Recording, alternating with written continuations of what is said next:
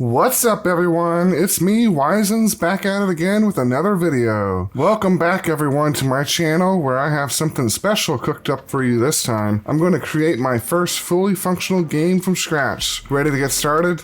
Let's get into it. So in my first video, I created a game using Godot. After creating a small game using Godot, I decided to try something else. That's when I started looking into other game engines and realized that Unity had gotten some big improvements since I last saw it many years ago. After watching a short tutorial going over some Unity basics, I decided to try my hand at making a top-down shooter. I also wanted to see if I could make a complete game this time. After doing a bit of browsing, I came across a free asset pack that I'll be using in my game. Now let's start making this game.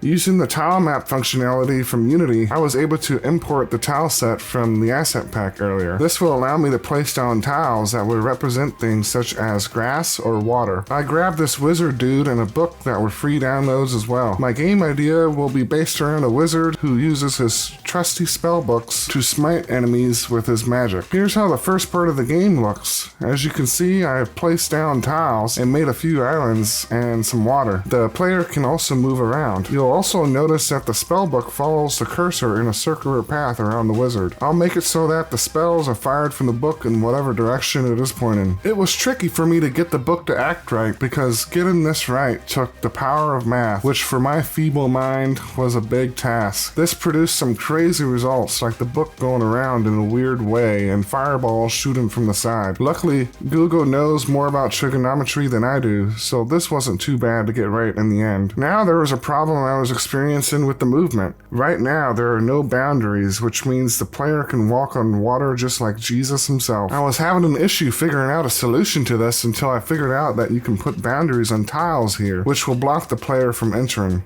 Now the player can't walk into the ocean anymore. Now that we have a good foundation, let's continue adding more stuff. In order to get more spells, the enemies that the players kill will drop coins, which will allow us to buy more spells from the shop. Here you can see that I added in the statue, which will serve as our shop. When the player gets close to the statue, pressing E will open the shop. You can see this in action, but I currently haven't added anything to buy. Opening the shop will freeze the player, that way you don't accidentally move away when trying to buy something. Since the shop items are bought by clicking the mouse, this will prevent the spells from being casted while the player is shopping. When the player closes the shop, movement is restored. The first spell the player starts out with is a simple fireball. I made it so that when the mouse button is pressed, it shoots the fireball out. This will be very handy for smiting those enemies. And speaking of enemies, here's our first enemy, a blue slime. Right now it just sits there, but you can see that shooting a fireball at it hurts it and then kills it. I'm going to continue expanding, and I'll see you in a bit.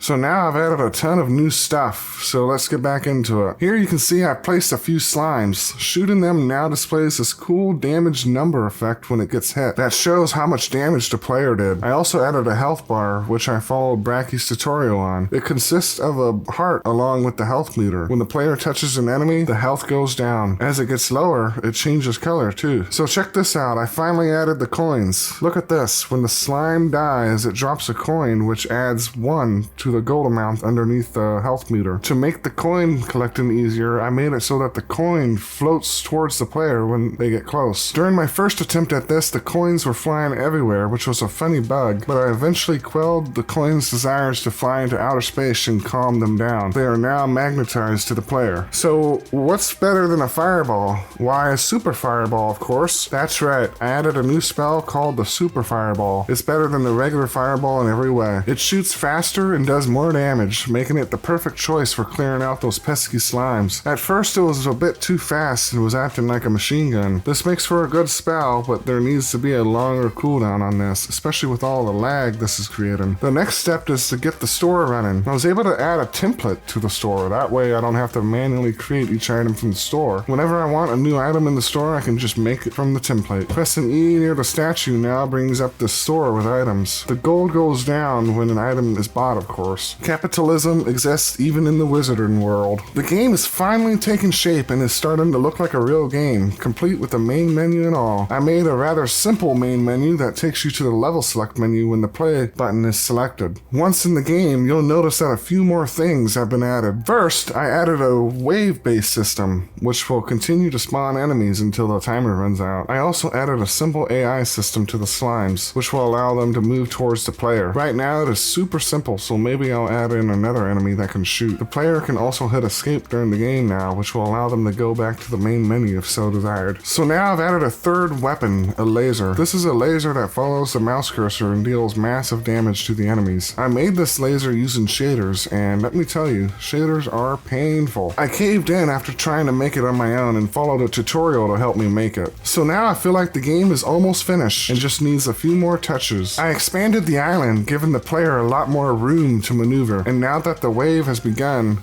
the slimes will spawn and try to hunt down the player. Check out these sick dodges against the slime horde. One of the most painful additions was this hotbar. This hotbar took me forever to get right. I was having trouble figuring out just how to put all the pieces together, but look at it now. I was able to overcome this obstacle and produce a properly working hotbar now. It might not look like much, but I am pretty proud of this. Here we go, the final edition, the final boss. After a few waves of slime stomping, the big baddie will appear and attempt to stomp the player himself. I found some free demon sprites online that I thought would be cool for a boss fight. The demon will follow the player and hurt the player if they collide, just like the slimes. However, the demon also has a ranged attack and will unleash a volley of fireballs at the player. If you manage to kill the demon, you win. After a few weeks of hard work, this is what the finished product looks like. The player can fire and buy spells and go through waves of slime onslaughts to kill the final boss. If you like what you see and want to play it for yourself, I put it on itch.io with a link in the description. I feel like my game dev journey is progressing along quite nicely and hope to continue along with my next project. Anyways, that about wraps it up for the video today. I hope you enjoyed the journey as much as I did. I plan on making more videos showcasing my dev journey. And with that,